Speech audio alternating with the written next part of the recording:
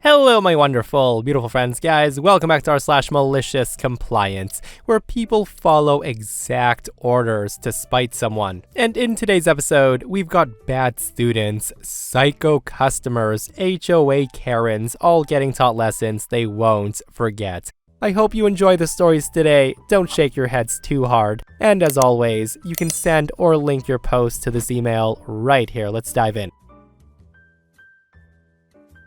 Okay, so let's begin. I work at a hotel and I'm on the graveyard shift, and we have a continental breakfast from 6 to 9 a.m. My shift ends at 7 a.m., so I'm in charge of setting up breakfast. It's not a big deal. It's a small hotel and a small breakfast, consisting of fruits, cereals, and toast. But we do have waffles and a couple of waffle makers. Basically, the guests come in, get their batter out of a dispenser, and then make their waffles so they're fresh and hot. So that said, we have two seasons where I live, winter and construction season. And we get work crews that stay at the hotel on the boss's dime and then go for whatever job they're working on, and we very frequently get this one crew of guys. Now, they're great guys. They're polite and they don't leave the breakfast room a mess, but their shift starts super early in the morning. We also get hunters who are in and out before 6, so usually I have everything set up by 5:30 for them. Now I say usually because I'm only human. Sometimes I'm running late, and it does happen, but I'm never more than 5 minutes after 6 o'clock. The workers and the hunters are super chill about it. They get it, and they don't complain about waiting a couple of extra minutes. I also feel the need to add that the foreman is amongst them, so he's eating when they are. So all of that said, one day I'm running a little late. I got caught up with what I was doing and I kind of lost track of time. So I was rushing to get everything set up while the guys are patiently waiting in the lobby. In enters Karen, who sees the time. The woman sees the breakfast isn't ready and she decides to yell at me for it, saying that the sign says breakfast is from 6 to 9, so it should be started exactly at 6. I tried to keep working while talking to her so I could get breakfast ready, but she decided that was rude, so she screams at me to stop what I was doing. I then stood there with her yelling at me until she ran out of breath, and then I finished setting up. But that wasn't all. Karen then complains to the manager, and I get a verbal warning that I have to have breakfast open by 6 o'clock, as I was about 15 minutes behind, all because Karen was yelling at me, when I would have been less than 4 if she would just let me finish. Well, Karen was a stayover, and she was in the next day before 6. The manager refunded a part of her stay under guest satisfaction, and I think she was hoping to find me doing something wrong so she could get another refund. But I was on my game this morning. I had everything set up by 5:30 like usual. She came in before the workers and she saw me sitting at the front desk and she sneers about me being lazy when I should be setting up breakfast. I told her breakfast was ready to go as the construction workers are entering. But right after I do, I stand and walk over to block the doorway to the breakfast room. I then told all 20 workers that I can't let them in because the manager said I had to start breakfast at exactly 6 o'clock. As I'm saying this, I'm looking directly at Karen. Slowly, the heads begin to turn and Karen goes red. She then mutters something about coming back later and then leaves. I let the guys go eat right after she leaves. I didn't see Karen again, so she either didn't come back or she returned after I left. But either way, I didn't hear another word from the manager about it. If you want your breakfast at 6 o'clock, Karen, you're gonna get your breakfast at 6 o'clock. Yeah, I think we can all agree that malicious compliance is the most satisfying when it's done on a nasty, entitled Karen. Also, super baffling how she wanted breakfast to be ready, but also wanted OP to stop preparing breakfast and stand there while she yelled at them for 15 minutes. Some people and their logic, I tell you, and if you guys thought that was a head shaker, listen to this next post. So a couple of months ago, I had a run-in with the self-appointed HOA enforcer of my neighborhood. Let's call her Linda since Karen's overused. And for some context, I don't live in an HOA community, but Linda likes to pretend we do. She's the kind of person who leaves passive-aggressive notes on cars, knocks on doors to complain about grass heights, and calls the city for violations that don't actually exist. Well, this issue started because I parked my car on the street in front of my house. It's perfectly legal, and I've been doing it for years without any complaints. But apparently, one day, Linda decided that my car was an eyesore. One morning, I find this note tucked under my windshield wiper. The note said, "This is not a parking lot. Park in your driveway like a respectful neighbor. Don't make me involve the city." Now, this note annoyed me, but I shrugged it off, and I kept parking where I always do. But that wasn't good enough for Linda. The next time, she confronts me in person. She screams in my face, and she says, "I've told you before, parking on the street is inconsiderate for others when you have an empty driveway. You have a driveway, so use it." That's when I tell Linda it's legal to park here and I'm not blocking anything. She then says it doesn't matter. You take up a parking spot that others who don't have driveways could be using. And your car's ugly and makes the neighborhood look bad. Park in your driveway or I will report you. That's when I decided, fine. If she wants me to park in my driveway, I'll park in my driveway. But I'll follow every single rule to the letter. You see, my driveway's small. If I park my vehicle in it, it sticks out, so it blocks the sidewalk. Technically, it's against city ordinances to obstruct the sidewalk. So the next day, I pull right into my driveway, perfectly centered, and guess what? It completely blocks the sidewalk. Of course, it didn't take long for Linda to notice. The woman marches up to my door, red-faced, and she's furious. She then says, "You can't block the sidewalk. That's illegal." To which I respond, "Oh, I thought you wanted me to park in my driveway." She then says, "Well, not like that. Park properly." I then tell Linda there's no other way to park in my driveway without blocking the sidewalk. Look how long my car is. I guess I'll have to park back on the street then. At that, her face was priceless.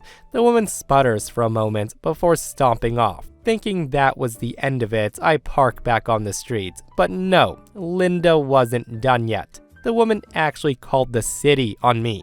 A week later, a city inspector came by. He checks out this situation and saw that my car was legally parked on the street, and he told me I was doing nothing wrong. However, he did mention that Linda had several complaints about code violations in the neighborhood, and they were getting tired of her nonsense. After that, I didn't hear from Linda for a while until last week, when she starts parking her car on the street in front of my house to spite me. So I did what any good neighbor would do. I called and reported it. Now, not because she was in front of my house, but it turns out her car was slightly too close to a fire hydrant. The same city inspector came out and she got a ticket. Malicious compliance never felt so sweet. That ending is absolutely beautiful, isn't it? And seriously, I bet the city inspector was so done with Linda's crap and couldn't wait to ticket her car. Like, it's just so mind-boggling to me that some people have nothing better to do than complain about other people's cars in neighborhoods. Like, go get a hobby or something, Linda. And this person leaves a petty comment that reads, "Find a cheap, knackered old wreck of a car and park it on her drive while she's out, and then stand back and watch her head implode." So I told this story to a friend and she suggested I share it here. My family and I moved into a house in 2008.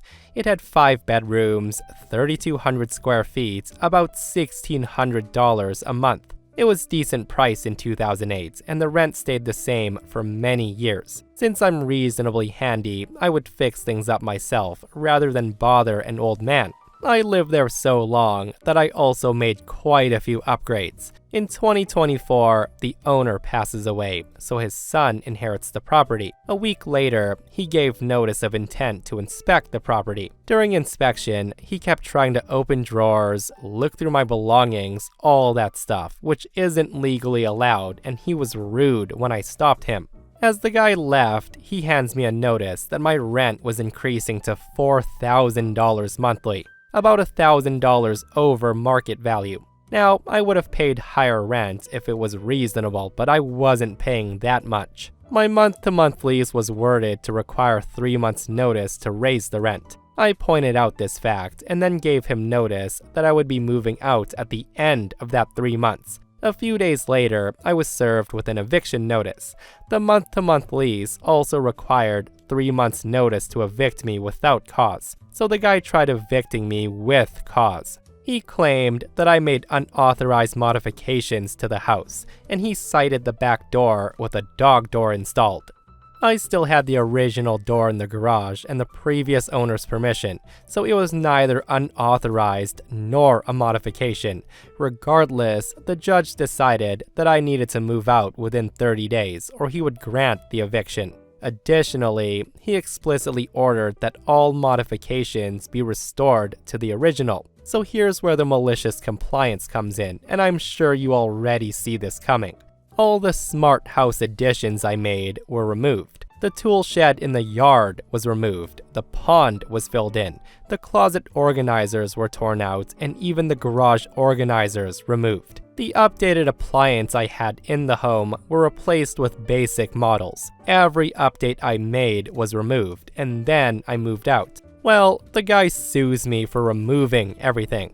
His lawyer cited a law that says any changes to the property become part of the property, and it's illegal to remove them when vacating the property. However, my lawyer pointed out the order from the previous judge, stating all modifications must be restored to the original. I provided receipts for all the things I removed, proving that I added them and I was required to remove them. I won the case, and the guy had to pay my legal fees. A few months later, I get a call from his sister. Some of my mail had not been forwarded, and she wanted to ensure I got it.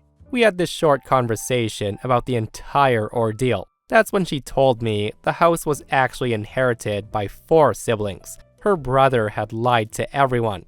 First, he had raised the rent, knowing I would move out.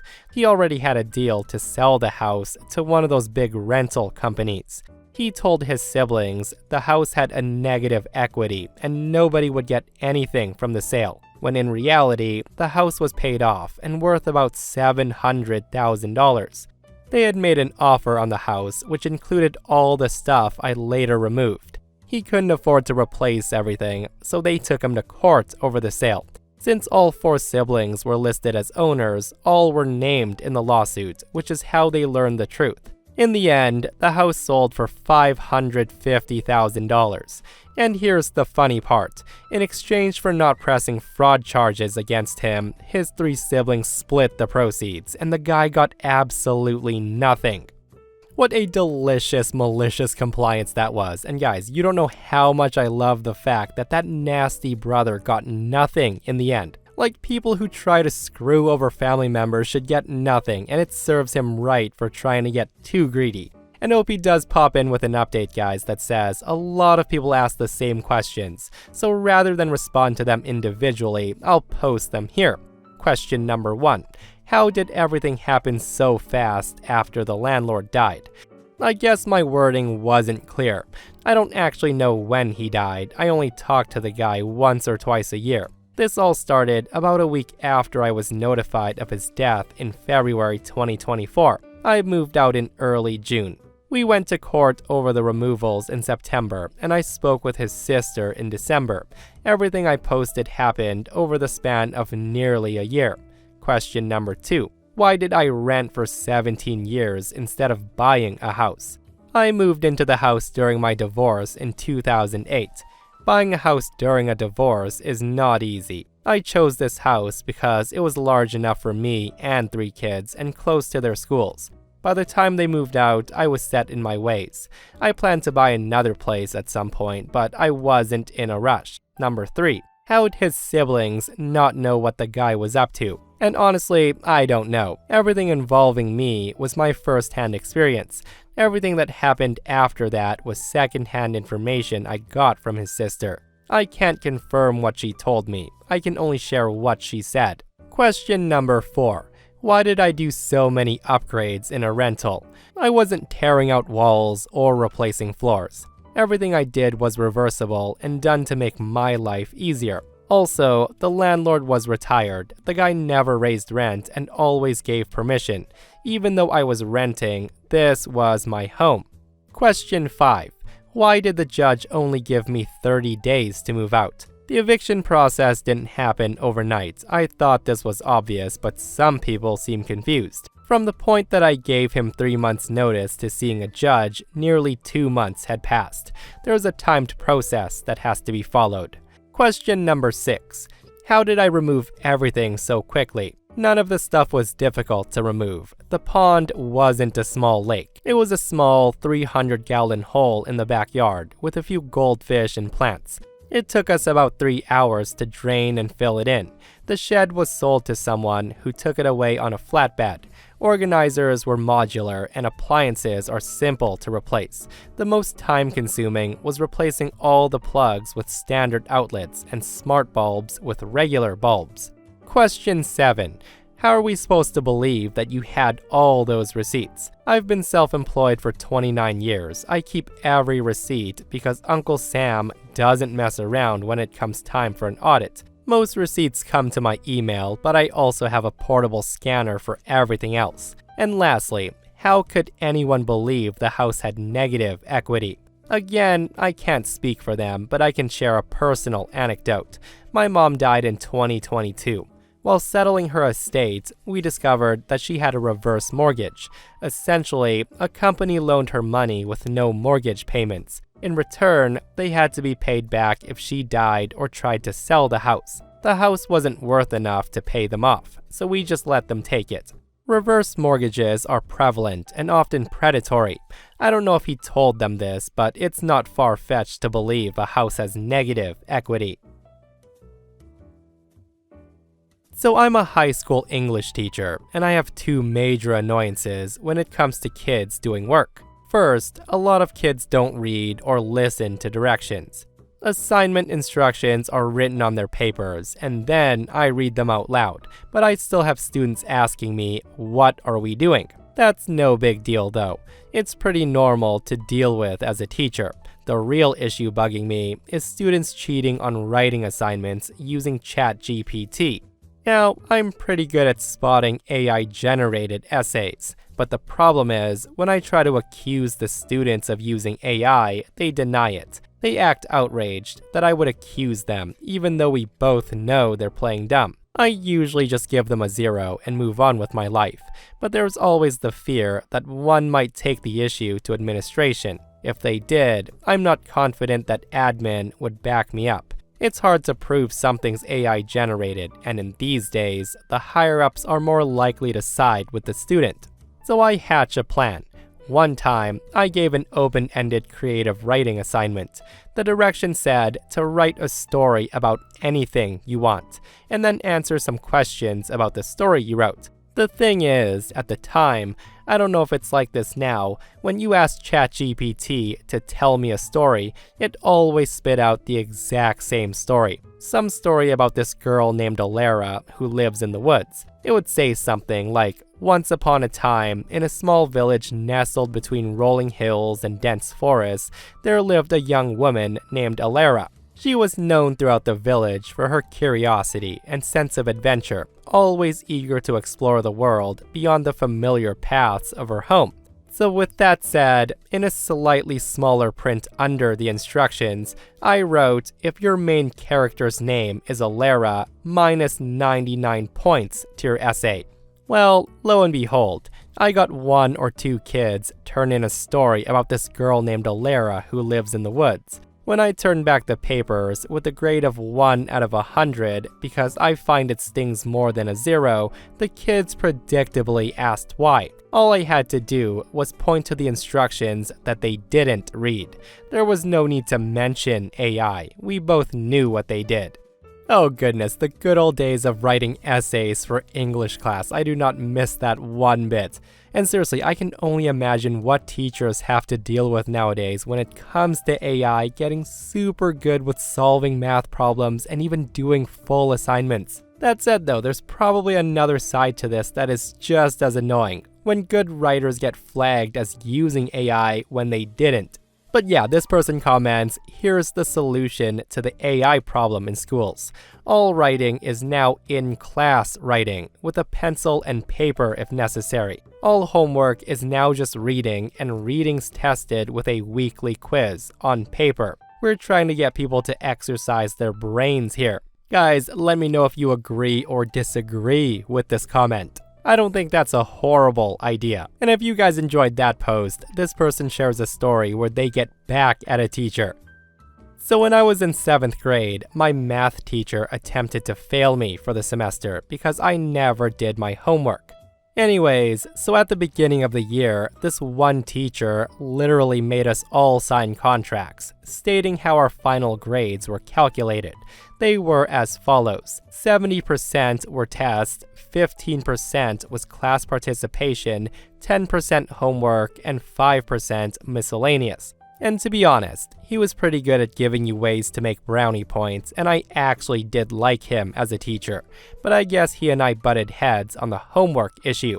Anyways, as I said, I'm a lazy piece of crap, so I never, and I mean never, did my homework. Especially for the lousy 10%. Like, come on. I was, however, also one of those kids that never studies and aces tests. And considering that tests were a whopping 75% of our grade, I was known to have something like 103% average by the end of the semester. Anyways, come our midterm report cards, and the guy gives me a 55%. The only thing in his comment section was poor homework diligence or some BS like that. Well, lucky for me, I had kept a copy of that little contract, and therein began my first case of specific compliance. I first spoke with him, and I tried to reason that why would he fail me based on homework alone? Regardless of my homework accountability, I was also pretty often participating in class. Math has always been my preferred subject, and I'm not gonna lie, it's kind of natural for me, and for the most part, easy. Long story short, a 2-week-long debate culminated in a meeting with myself, my mom, my teacher, the vice principal, and principal, where the conversation goes something like this. I basically say, well, I just need to know where you justify this grade. I'm one of the top performers in your class, test-wise and participation-wise. And I'll be the first to admit that I don't do my homework all that often. But if that's the problem you have with me, why are you dropping me to a 55? My teacher says, I warned you several times. If you didn't start doing your homework, I was going to fail you. My mom looks at me and she asked, is that true? I respond, that is true. However, according to this contract we signed, because you gave it to us, homework assigned is 10% our final grade. Meanwhile, tests are 75% of our grade. My teacher then sputters and he says, I mean, yeah, but I gave you verbal warnings about your homework. I reply, so yes, my average test score is 103% for a 76% of my final grade. This should be the lowest possible score, and that's assuming I never participate in class, which I don't think you can say, can you? I mean, I feel I participate fairly often. On a scale of 1 to 15, what would you rate my participation? He tells me about an 8. I then say, okay, so that puts me at an 84%, doesn't it? So why am I failing? My teacher didn't say a thing. In the end, my grade changed to an 87. I don't think my mom's ever been so proud. Anyways, long story, but I complied with a contract, and to this day, screw homework. So enjoy this lovely exchange from Monday. I work in an online fulfillment at a large home, garden, and building supply store. My job title comes into play later, as technically, we aren't supposed to work with customers directly. We just point them in the right direction or find another associate who works in that department. So on this day, I had a massive order to grab. Several heavy and large pieces of sheet metal and screws. The problem is, the sheet metal size I need isn't where it's meant to be, so I'm having to scan pretty much everything to figure out what's what. But the bigger problem is this lingering in the wild put me in the range of a wild Karen attack. So this one woman comes up to me and she's raging. She screams, "Are you gonna help me or not? I've been standing over there forever and you haven't even offered to help me." I say, "My bad, I can try. I don't work in this department, so it depends if..." The woman interrupts me and she's suddenly actively hostile. And she says, "Try? No, you will. It doesn't matter if you work in this department or not. You're an employee of this store." At this point, I'm taking calming breaths so I don't lash back, wondering what this woman's problem is. So I say, "Okay, what do you need?" The Karen screams, "This." And seriously, I'm not joking when I say that she proceeds to pull out a screw and nearly stab me in the eye, shoving it towards me. I just push her hand away and I say, "Okay, ma'am, the screws are at the end of this aisle on the left. What?" She then stops me again and she says, "I already know that." Me, getting angry, say, "Okay, well, what size is that? What size do you need?" Karen then gets angrier for some reason and she says, "You tell me. You work here." She then takes a step closer, trying to seem threatening. And me, unable to hold back, say, "I have no clue, ma'am. There's an entire wall of screws. It's impossible for me to..." She then interrupts once again, and she screams, "You will not come at me like that. Your manager would not like that." Me, no longer giving an F, say, "You think? Well, I can get a manager if you'd like. Maybe one of them can identify the screw by sight." And this is where the malicious compliance comes in. Karen says, "Don't make me mad today. Just do your job." Now, since my job isn't to deal with customers, I say, "Yes, ma'am." I then walk away from her to my trolley, and I proceed to continue looking for items in my order. Karen says, "What are you doing?" I respond, "My job." What was funny was an aisle over, one of our assistant managers actually was nearby. With Karen ranting and stomping like a toddler, I walked over when I noticed him and I told him I had two issues. One, I can't find the item, and two, he has a Karen he may want to talk to. He just laughed, and he showed me where the correct size sheet metal improperly was, and he totally ignored Karen until she huffed loudly and stormed away. I don't think she liked that my manager did like how I handled the situation. And that, my friends, brings us to another end of our /malicious compliance. Guys, I hope you enjoyed today's stories. If you did, hit that thumbs up. And if you're not subscribed, consider subscribing so you don't miss these crazy stories. And if you missed the last episode on the channel, it's in our entitled People episode, where Psycho Karens are once again getting arrested for the most ridiculous things ever. Guys, go check it out if you haven't, and myself and Stevie Boy will see you guys in the next one. We love you.